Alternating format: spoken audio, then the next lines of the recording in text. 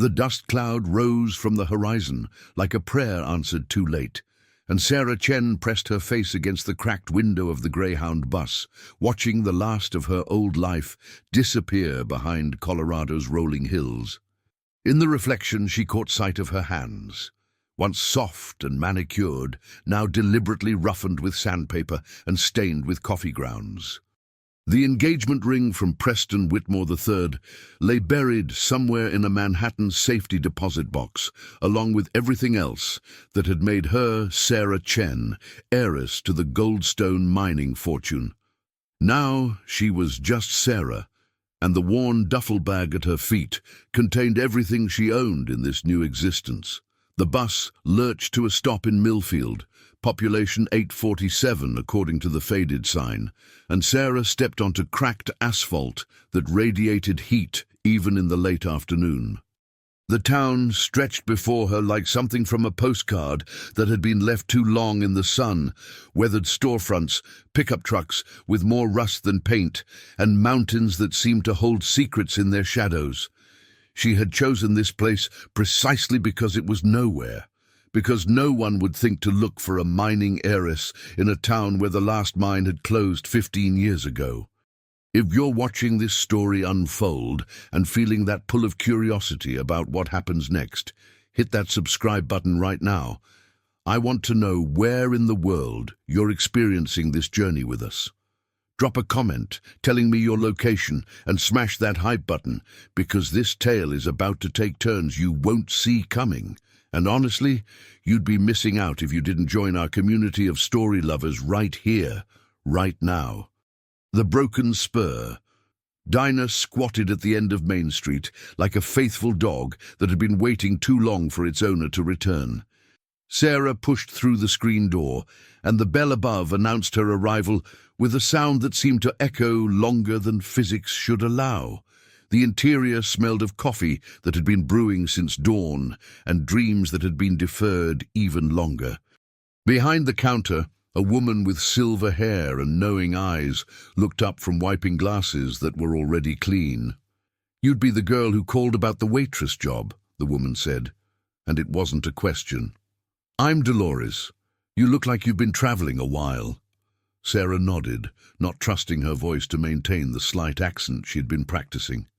"Sarah Miller," she said, the false name feeling strange on her tongue. "I can start whenever you need me."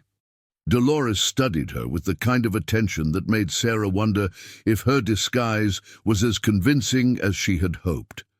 "Most girls your age don't end up in Millfield unless they're running from something or towards something. Which is it?" Before Sarah could answer, the bell chimed again, and a man stepped through the door with the kind of presence that seemed to rearrange the air in the room. He was tall and lean, with dark hair that needed cutting and eyes the color of storm clouds.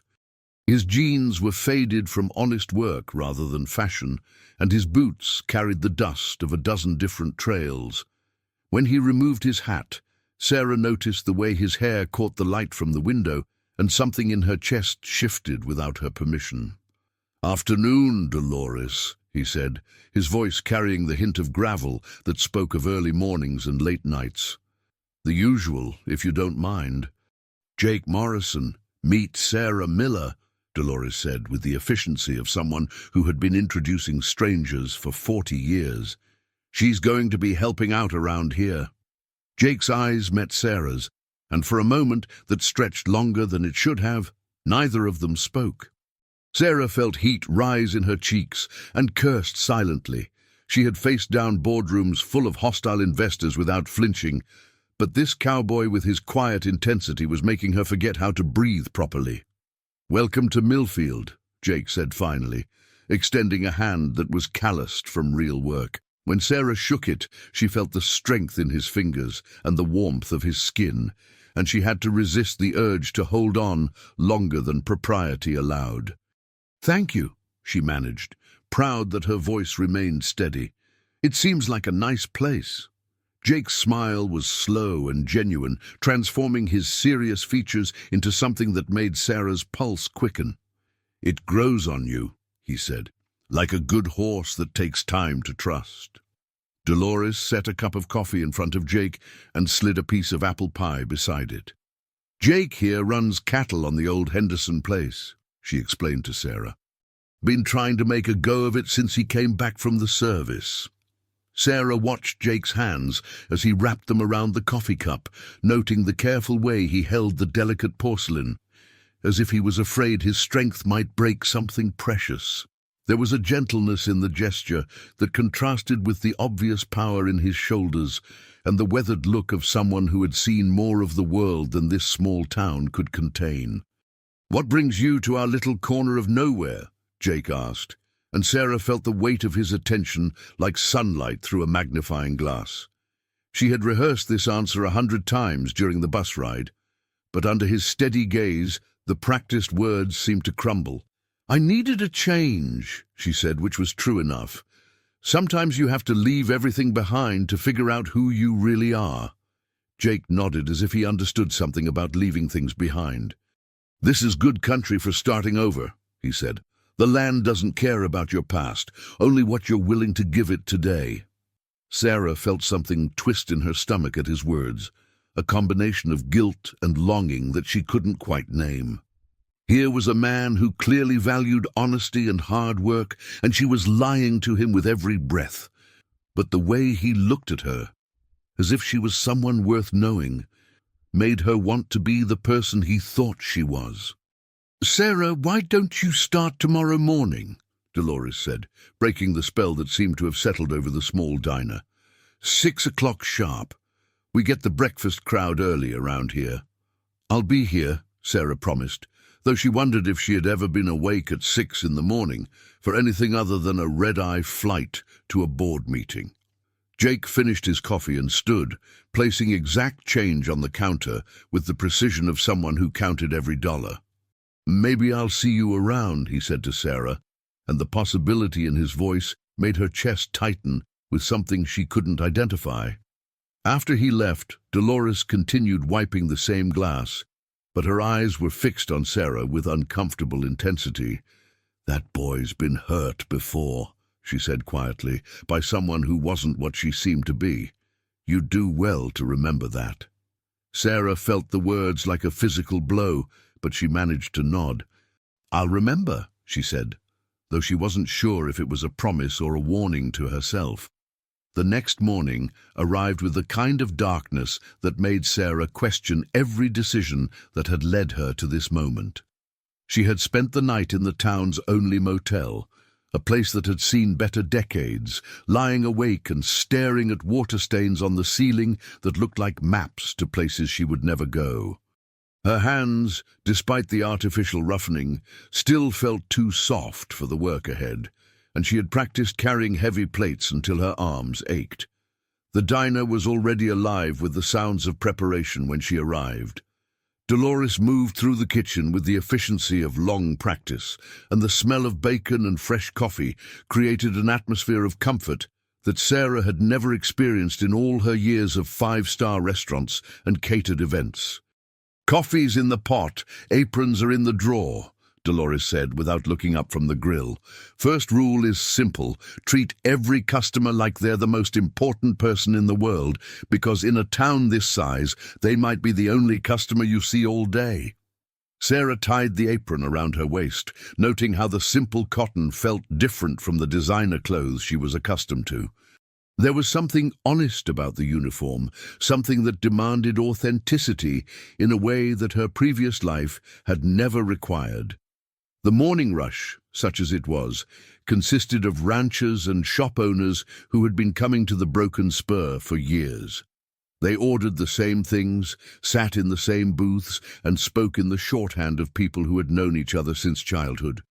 Sarah fumbled with the coffee pot and mixed up orders, but the customers were patient in the way that small-town people often are with newcomers who are clearly trying their best. It was nearly 10 o'clock when Jake walked in, and Sarah felt her pulse quicken despite her exhaustion. He looked different in the morning light, younger somehow, though the lines around his eyes spoke of responsibilities that had aged him beyond his years. "How's the first day treating you?" he asked, sliding into a booth by the window. Like a horse that's not sure it wants to be broken, Sarah replied, surprising herself with the metaphor. Jake's laugh was warm and genuine, and she felt a flush of pride at having earned it. "Coffee?" she asked, already reaching for the pot. "Please, and whatever Dolores recommends for breakfast. I trust her judgment more than my own most days." Sarah called the order to the kitchen and returned with Jake's coffee, noting the way he watched her movements with something that might have been appreciation. "You're not from around here originally," he said, and it wasn't a question. "What gave me away?" Sarah asked, settling into the booth across from him for a moment when Dolores wasn't looking. "The way you hold yourself," Jake said thoughtfully. "Like you're used to people listening when you speak. And your hands, they're soft under those calluses you've been working on." Sarah's heart stopped for a moment, but Jake's expression remained kind rather than suspicious. "I used to work in an office," she said carefully. "Different kind of life." "Must have been some office to put that kind of confidence in your walk," Jake observed. "What made you leave?" The question hung in the air between them, and Sarah realized that this was the moment where she could choose truth or continue the deception. Looking into Jake's honest eyes, she felt the weight of her lies like stones in her chest. "Sometimes the life you think you want isn't the life you need," she said finally. "I had everything I thought I was supposed to want, but I felt like I was disappearing a little more each day." Jake nodded slowly, as if her words had touched something in his own experience. "I know something about that," he said. "Spent 4 years in Afghanistan thinking I was fighting for something important. Came home to find out the most important battles are the ones you fight with yourself." Sarah felt a connection spark between them, something deeper than attraction, though that was certainly present too. Here was someone who understood the feeling of being lost in a life that looked perfect from the outside. "What brought you back to Millfield?" she asked. "Family land," Jake said simply. "My grandfather left me the ranch, and I figured I owed it to him to try to make something of it. Turns out ranching is harder than combat in some ways. At least in the army, you knew who the enemy was." Dolores appeared with Jake's breakfast, shooting Sarah a look that suggested she should be working rather than socializing. Sarah stood reluctantly, but Jake caught her wrist gently. "Would you like to see the ranch sometime?" he asked. "I mean, when you're not working. It's not much, but the sunset from the north pasture is something worth seeing." Sarah felt her heart race at the invitation, even as her conscience whispered warnings about the deception she was perpetuating. "I'd like that," she said, and meant it more than she had meant anything in years. The next few weeks fell into a rhythm that Sarah found surprisingly comforting. She worked at the diner during the day, learning the names and stories of Millfield's residents, and in the evenings she often found herself on Jake's ranch, helping with small tasks and learning about a way of life she had never imagined. Jake was a patient teacher, showing her how to check fence lines and tend to the small herd of cattle he was trying to build. His hands were gentle when he corrected her grip on tools or showed her the proper way to approach a skittish horse. Sarah found herself looking forward to these moments of instruction, not just for the knowledge, but for the excuse to be close to him. "You're a quick learner," Jake said one evening, as they watched the sunset paint the mountains in shades of gold and crimson. They were sitting on the porch of his modest house, sharing a beer and the comfortable silence that had developed between them. "Good teacher," Sarah replied, acutely aware of the space between them on the wooden bench. Jake had rolled up his sleeves, and she could see the play of muscles in his forearms as he gestured toward the pasture where his cattle grazed. "Tell me about your family," Jake said suddenly. "You never mention them." Sarah felt her chest tighten. She had prepared for this question, but sitting here in the golden light with Jake's honest attention focused on her, the rehearsed lies, felt impossible to speak. "We're not close," she said carefully. "They have very specific ideas about how life should be lived, and I never seem to fit into their plans." "That's their loss," Jake said with quiet conviction. "Anyone who can't see how special you are isn't worth your time." The words hit Sarah like a physical blow, not because they were cruel, but because they were kind. Jake saw something in her that she wasn't sure existed, something worthy of respect and affection. The guilt of her deception felt like acid in her throat. "Jake," she began, not sure what she intended to say, but knowing she needed to say something true. "I know you're running from something," he said gently, cutting off her confession. "And I know you'll tell me when you're ready. I'm not going anywhere." Sarah felt tears prick her eyes at his patience, at the trust he was offering without demanding anything in return. In her previous life, every relationship had been transactional.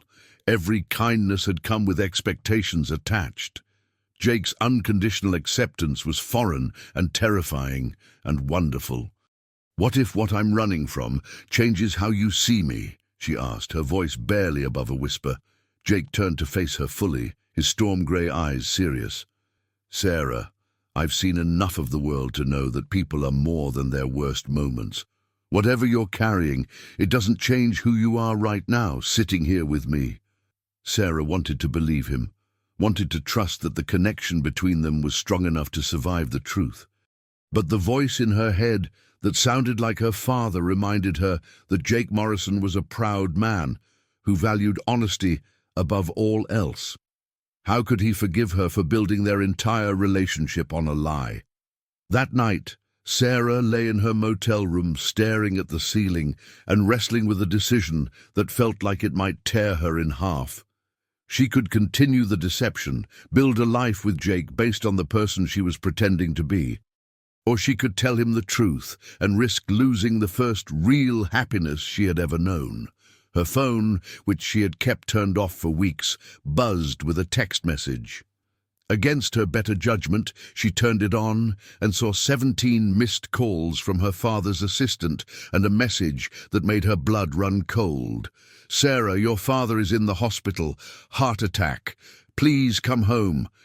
Margaret."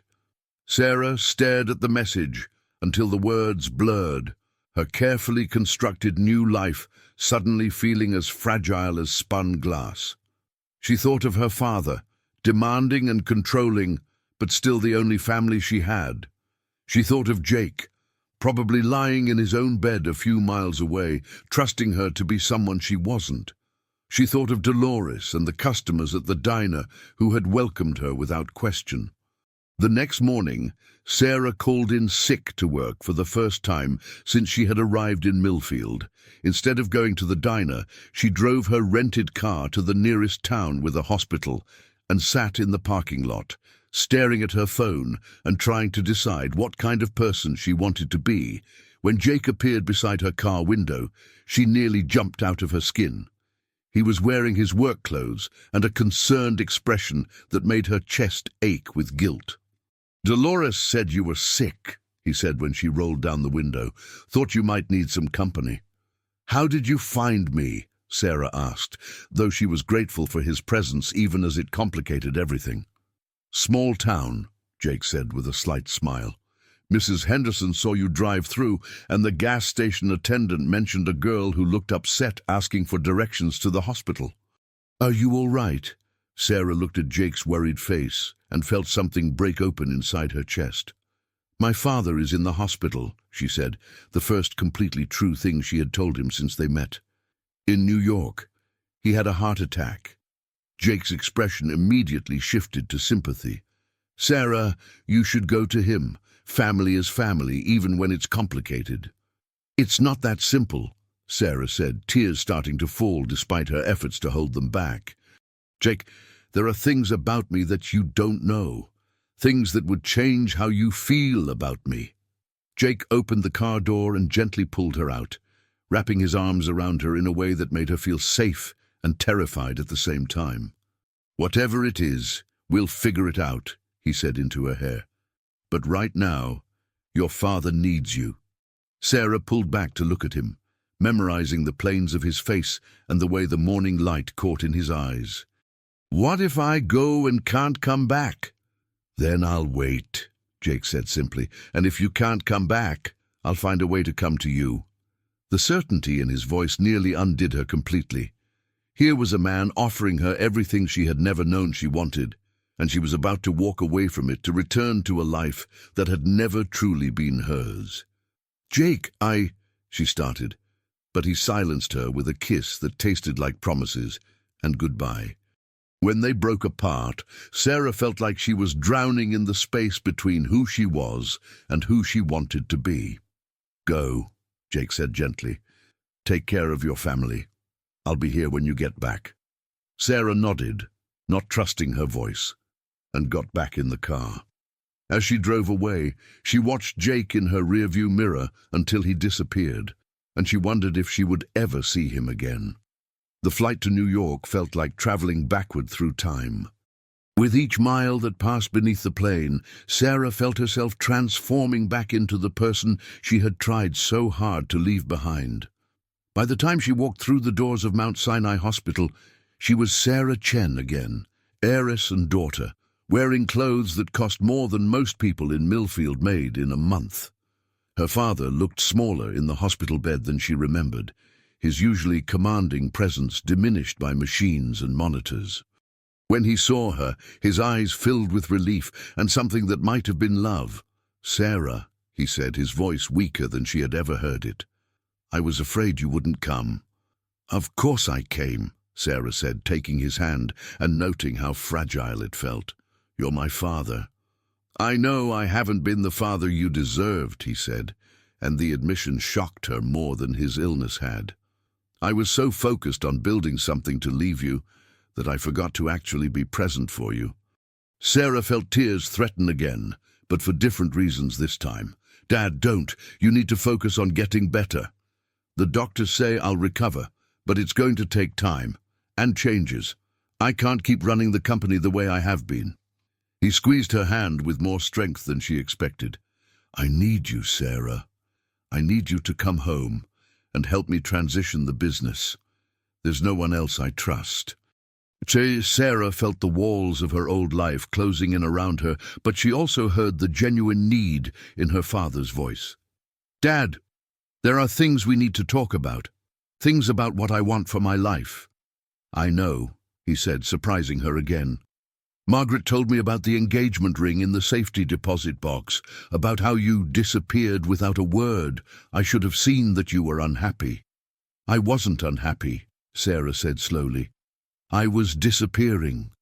I felt like I was becoming someone I didn't recognize, someone who existed only to fulfill other people's expectations." Her father nodded weakly. "I understand that feeling better than you might think. When your mother died, I threw myself into work because it was easier than dealing with the grief. I think I forgot that you were grieving too, and that you needed a father, not just a provider." Sarah felt something shift between them, a possibility for a different kind of relationship than they had ever had. But even as she appreciated this new honesty, she thought of Jake and the life she had begun to build in Millfield. "I met someone," she said suddenly, "in Colorado. Someone who doesn't know about any of this." She gestured around the hospital room, encompassing not just the immediate situation, but everything it represented. Her father's eyebrows rose slightly. "Tell me about him." Sarah found herself describing Jake, his ranch, his quiet strength and gentle humor. She told her father about learning to work with her hands, about the satisfaction of honest labor, and the peace she had found in Millfield's simple rhythms. "He sounds like a good man," her father said when she finished. "What does he do for a living?" "He's a rancher. He's trying to rebuild his grandfather's cattle operation, but it's struggling. The margins are thin, and he's fighting an uphill battle against bigger operations and market forces he can't control." Her father was quiet for a long moment, and Sarah could almost see his business mind working, despite his weakened state. "Bring him here," he said finally. "What?" "Bring him here. I want to meet the man who made my daughter happy enough to disappear for 2 months. Sarah felt panic rise in her chest. "Dad, you don't understand. He doesn't know who I really am. He thinks I'm a waitress named Sarah Miller." "Then maybe it's time to tell him the truth," her father said gently. "If he loves you, really loves you, It won't matter what your last name is or how much money you have." "And if it does matter?" Sarah asked, voicing the fear that had been eating at her since she left Millfield. "Then he's not the man you think he is, and you're better off knowing now." Sarah spent the next 3 days at her father's bedside, helping him manage business affairs from his hospital room and slowly rebuilding the relationship they had never quite managed to have. But every quiet moment was filled with thoughts of Jake, wondering what he was doing, whether he was worried about her, whether he had begun to suspect that she wasn't coming back. On the 4th day, she made a decision that felt like jumping off a cliff. She called Jake's number, which she had memorized but never used, and waited through 3 rings before his familiar voice answered. "Sarah, are you all right? I've been worried sick." The relief and concern in his voice made her chest ache. "I'm okay. My father is going to be fine. Jake, I need to ask you something, and I need you to trust me even though I can't explain everything right now." "Okay," he said without hesitation, and his immediate trust made her feel even worse about the deception she had perpetuated. "Would you be willing to come to New York? I know it's a lot to ask, and I know you can't leave the ranch for long, but there are things I need to tell you, and I need to tell you in person." Jake was quiet for a moment, and Sarah held her breath. "Sarah, whatever this is about, whatever you need to tell me, it's not going to change how I feel about you." "You don't know that," Sarah said, tears threatening again. "Yes, I do. I love you, Sarah. I should have told you before you left. But I love you, and nothing you could tell me is going to change that." Sarah felt the words hit her like a physical blow, beautiful and terrible at the same time. "Jake, I'll catch the next flight," he said. "Text me the address." After she hung up, Sarah sat in the hospital corridor and tried to imagine how the next 24 hours would unfold. She thought about Jake seeing her in her natural environment, meeting her father, learning about the fortune that had shaped every aspect of her life. She thought about the look in his eyes when he realized the extent of her deception. But she also thought about his voice when he said he loved her, the certainty in his words that felt like bedrock beneath her feet. Maybe her father was right. Maybe if Jake truly loved her, the truth wouldn't matter. Or maybe she was about to lose the best thing that had ever happened to her. Jake arrived at JFK Airport, looking like exactly what he was, a rancher who had never been to New York City and wasn't entirely comfortable with the idea. Sarah met him at the gate, and when she saw him scanning the crowd with those storm-gray eyes, she felt her heart break a little at how out of place he looked in his clean jeans and button-down shirt. When he spotted her, his face transformed with relief and joy, and he crossed the space between them in 3 long strides. He swept her into his arms and kissed her like she was oxygen, and he had been drowning. And for a moment, Sarah let herself believe that everything would be all right. "I missed you," he said against her hair, and Sarah felt tears threaten at the simple honesty of the statement. "I missed you too," she replied, and it was the truest thing she had said in days. As they rode in the taxi toward the hospital, Jake stared out the window at the city rushing past. "It's bigger than I imagined," he said, and Sarah realized that this was probably his first time in a city of this size. "It can be overwhelming," Sarah agreed, seeing her hometown through his eyes and feeling oddly ashamed of its excess. "Is this where you grew up?" Jake asked, and Sarah nodded. "Different world from Millfield," she said. "Different doesn't mean better," Jake replied, taking her hand, "though I can see why someone might feel lost in all this." Sarah squeezed his fingers, grateful for his understanding, even as she dreaded the conversation that was coming. When they arrived at the hospital, she led him through corridors that smelled of antiseptic and anxiety toward a private room that probably cost more per day than Jake made in a week. "Jake," she said, stopping outside her father's door, "before we go in, I need you to know that whatever happens in the next few minutes, whatever you learn about me, my feelings for you are real. Everything between us has been real." Jake studied her face with the kind of attention that made her feel transparent. "Sarah, you're scaring me. What aren't you telling me?" Before she could answer, the door opened, and her father appeared in a wheelchair, looking much better than he had a few days earlier.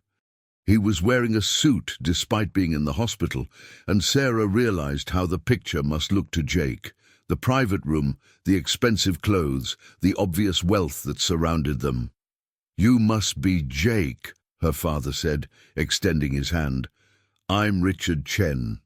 Sarah watched Jake's face as he processed the name, saw the moment when recognition dawned. Chen Mining was not a small company, and even someone who didn't follow business news would have heard of the Chen family fortune.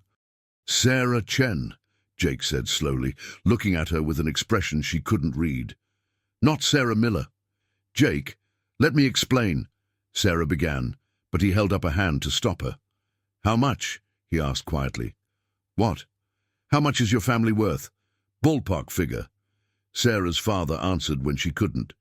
"Forbes estimated our net worth at around $3 billion last year, though that fluctuates with commodity prices." Jake nodded as if this confirmed something he had suspected. "And you've been playing waitress in Millfield for what? Entertainment? A little adventure before you go back to your real life?" "It wasn't like that," Sarah said desperately. "Jake, please, let me explain." "I think I understand perfectly," Jake said, his voice calm in a way that was somehow worse than anger. "Rich girl gets bored, decides to see how the other half lives, finds a convenient cowboy to play with until reality calls her home." "That's not true," Sarah said, tears flowing freely now. "Everything I felt for you was real. Everything between us was real." "Was it?" Jake asked. "Because the woman I fell in love with was honest and hard-working and didn't have any reason to lie to me about who she was. Turns out she was just a character you were playing." Sarah felt something break inside her chest at the pain in his voice. "Jake, I know how this looks, but if you'll just listen." "I've heard enough," Jake said, backing toward the elevator. "I hope you find whatever it is you're looking for, Sarah, but it's not going to be with me." Sarah started to follow him, but her father's voice stopped her. "Let him go," he said gently. "If he loves you, he'll come back when he's had time to think. If he doesn't, then you're better off knowing now." Sarah watched the elevator doors close on Jake's retreating figure and felt like her heart was being torn from her chest. "I've lost him," she whispered. "Maybe," her father said. "Or maybe you've given him the chance to prove what kind of man he really is." The next week passed in a blur of business meetings and legal documents as Sarah helped her father transition control of the company. She threw herself into the work with the kind of desperate energy that came from trying not to think about anything else. But every quiet moment was filled with thoughts of Jake, wondering if he had made it back to Millfield safely, whether he was taking care of himself, whether he thought about her at all. She had tried calling him once, but the number went straight to voicemail, and she couldn't bring herself to leave a message. What could she say that would undo the damage of her deception? It was Dolores who finally called her, 10 days after Jake had walked out of the hospital. "That boy of yours is drinking himself stupid," the older woman said without preamble when Sarah answered the phone. "Been sitting in Murphy's bar every night since he got back, and he looks like hell warmed over." "Dolores, Sarah began, but the older woman cut her off. "I don't know what happened between you two in New York, and I don't much care. What I care about is that you're both miserable, and you're both too stubborn to do anything about it." "He hates me," Sarah said quietly. "He thinks I was playing games with him." "Were you?" Dolores asked bluntly. "No," Sarah said immediately. "I mean, yes, I lied about who I was, but my feelings for him were never a game. I love him, Dolores. I love him more than I've ever loved anything." "Then get your ass back here and tell him that," Dolores said, "and keep telling him until he believes you." "What if he won't listen?" "Then you make him listen. You fight for him, girl." Men like Jake Morrison don't come along every day, and if you let pride or fear or whatever else is holding you back cost you the best thing that ever happened to you, you're a fool." After Dolores hung up, Sarah sat in her father's study and stared out at Central Park, thinking about what the older woman had said. She had spent her entire life being careful, making safe choices, following the path that was expected of her. But loving Jake had taught her what it felt like to be brave, to risk everything for something that mattered. Maybe it was time to be brave again. Sarah's father was reading in his hospital bed when she came to tell him her decision. He looked up from his book and smiled at the expression on her face. "You're going back to him," he said, and it wasn't a question. "I have to try," Sarah said. "Even if he won't forgive me, I have to try." "What about the company? What about the transition we've been working on?" Sarah had been thinking about this for days. "I want to propose something. What if we set up a foundation, use some of the mining profits to support small agricultural operations, help family ranchers compete with corporate farms? I could run it from Colorado, be hands-on with the people we're helping." Her father's eyebrows rose. "That's not a bad idea. It would be good for the company's image, and it sounds like something you'd be passionate about." "I want to help people like Jake," Sarah said.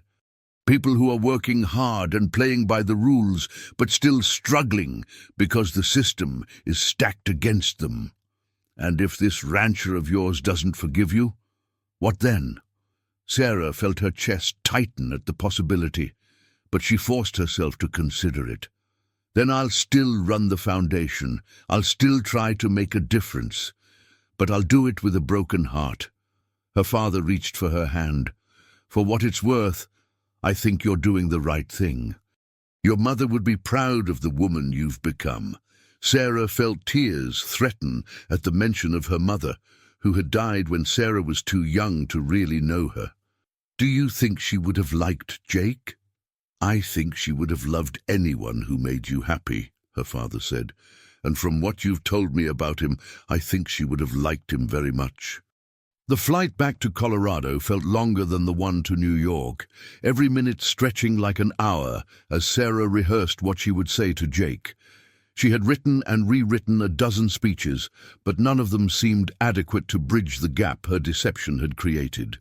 She rented a car at the Denver airport and drove through the night toward Millfield, watching the sun rise over the mountains as she crested the final hill before town. The sight of the familiar landscape made her chest ache with longing and fear in equal measure. The broken spur was just opening when she arrived, and Dolores looked up from the coffee machine with an expression of satisfaction and concern. "About time," the older woman said, "though you look like you haven't slept in a week." "I haven't much," Sarah admitted. "Is he?" "Sober for the moment. Went home about an hour ago. But Sarah, honey, he's hurt bad." "Whatever you're planning to say, you better make it good." Sarah nodded and accepted the cup of coffee Dolores pressed into her hands. "Dolores, can I ask you something? Do you think he'll ever be able to forgive me?" Dolores studied her for a long moment. "I think Jake Morrison is a good man who's been hurt by people who weren't what they seemed to be. But I also think he's smart enough to recognize the real thing when he sees it, even if it takes him a while to get past his pride. And if he's not, then he's not the man I thought he was, and you're better off without him." Sarah finished her coffee and drove toward Jake's ranch, her heart pounding harder with each mile. She had faced down hostile boardrooms and demanding investors, but she had never been more nervous than she was driving up the dusty road to Jake's modest house. His truck was in the driveway, and she could see lights on in the kitchen. Sarah sat in her car for a moment, gathering her courage, before walking up to the front door and knocking. Jake answered after what felt like an eternity, and Sarah's heart broke a little at the sight of him.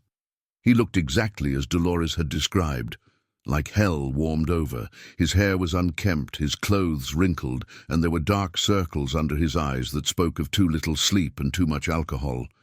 "Sarah," he said, and her name sounded like a question and an accusation at the same time. "Can I come in?" she asked. "Please? I know you don't owe me anything, but I need to talk to you." Jake stepped aside without a word, and Sarah entered the house that had become so familiar to her during those golden weeks before everything fell apart. It looked the same, but it felt different now, charged with tension and unspoken pain. "Say what you came to say," Jake said, crossing his arms and leaning against the kitchen counter. Sarah had rehearsed this moment 100 times, but faced with Jake's closed-off expression, all her carefully planned words deserted her. "I love you," she said simply. "I know I have no right to say that after what I did, but I love you, and I need you to know that everything between us was real. Everything except your name, your job, your entire identity," Jake said, his voice flat. "Yes, I lied about those things," Sarah said, stepping closer despite the warning in his posture. "But I never lied about how I felt about you. I never lied about who I am when I'm with you. Who you are when you're with me is a billionaire playing dress-up," Jake said harshly. "Do you have any idea how it felt to realize that everything I thought I knew about you was a lie?" Sarah felt tears start to fall, but she didn't try to stop them. "Jake, I know how it looks, but it wasn't like that. I didn't come to Millfield to play games or to amuse myself. I came because I was drowning in a life that wasn't mine, and I needed to find out who I really was." "And did you find out who you really are?" "Yes," Sarah said without hesitation. "I'm someone who loves working with her hands, who finds peace in simple things, who wants to make a difference in the world instead of just accumulating wealth. I'm someone who fell in love with the cowboy, who showed her what it means to be honest and brave and real." Jake's expression softened slightly, but his arms remained crossed. "Sarah, even if I believed that, even if I could get past the lying, we're from different worlds. You're worth $3 billion. I'm barely keeping this ranch afloat." "Money doesn't matter," Sarah said desperately. "Easy to say when you have it," Jake replied. "But it does matter, Sarah. It matters because it changes everything. How can I trust that you're with me because you want to be, and not because you're bored or looking for an adventure? How can I trust that you won't get tired of playing poor and go back to your real life?" Sarah felt the weight of his words, the legitimate fear behind his anger. "Because I'm not going back," she said. "I'm starting a foundation, Jake. Using my family's money to help small ranchers and farmers compete with corporate agriculture. I want to base it here in Colorado, and I want to spend my life helping people like you." "People like me," Jake repeated, and there was something bitter in his voice. "You mean poor people who need your charity?" "No," Sarah said firmly. "I mean good people who work hard and deserve a fair chance. People who understand the value of honest work and taking care of the land. People who know that some things are more important than profit margins." Jake was quiet for a long moment, and Sarah held her breath, hoping she had said something that reached him. "Why should I believe you?" he asked finally. "You lied to me for months, Sarah. How do I know this isn't just another story you're telling me?" Sarah felt desperation claw at her chest, but she forced herself to remain calm. "Because I'm here," she said. "Because I could have stayed in New York and lived the life everyone expected me to live, but instead I'm standing in your kitchen, begging you to give me another chance. And if I say no, if I tell you to go back to New York and leave me alone?" Sarah felt her heart break at the possibility, but she forced herself to answer honestly. "Then I'll go. But I'll still start the foundation, and I'll still try to help people, and I'll spend the rest of my life regretting that I was too much of a coward to tell you the truth from the beginning." Jake studied her face for what felt like an eternity, and Sarah could see the war between hurt and hope playing out in his storm-grey eyes. "I don't know if I can trust you again," he said finally, and the pain in his voice made Sarah's chest ache. "I know," Sarah said, "but I'm asking you to try." I'm asking you to let me prove that the woman you fell in love with is real, even if her name wasn't Sarah Miller." Jake was quiet for another long moment, and Sarah could hear her own heartbeat in the silence. "If we do this," he said slowly, "if we try to make this work, it has to be as equals. I won't be your charity case, and I won't be your kept man." "I would never want that," Sarah said quickly. "Jake, I fell in love with your strength and your independence. I don't want to change who you are, and I won't pretend to be comfortable with your money," Jake continued. "It's going to be hard for me, knowing that you could buy and sell this entire town without thinking about it." "Then let's figure it out together," Sarah said, taking a step closer. "Let's figure out how to build something real between us, something that belongs to both of us." Jake looked at her for another long moment, and Sarah saw something shift in his expression, a crack in the wall he had built around his heart. "I still love you," he said quietly, and the admission sounded like it was torn from somewhere deep inside him.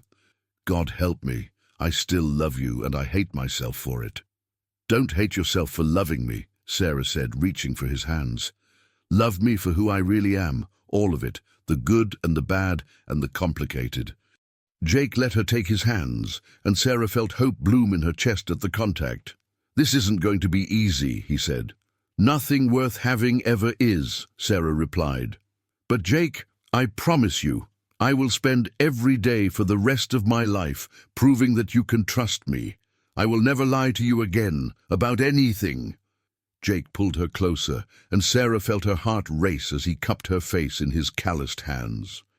"Sarah Chen," he said, and her real name sounded different in his voice, weighted with new meaning. "Sarah Chen," she agreed. "No more lies, no more pretending, just me, loving you, if you'll let me." Jake's kiss was different this time, deeper and more desperate, flavored with forgiveness and the promise of new beginnings. When they broke apart, Sarah felt like she could breathe properly for the first time in weeks. "So what happens now?" Jake asked, his forehead resting against hers. "Now we figure it out as we go," Sarah said, "together."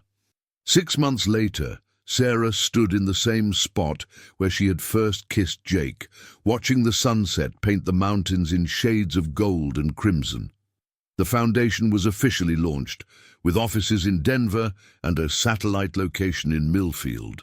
They had already approved grants for 12 small ranching operations, including Jake's, though he had insisted on paying back every penny with interest. Jake came up behind her and wrapped his arms around her waist, and Sarah leaned back against his solid warmth. "Penny for your thoughts," he said. "Just thinking about how different everything is from a year ago," Sarah said. "How different I am." "Any regrets?"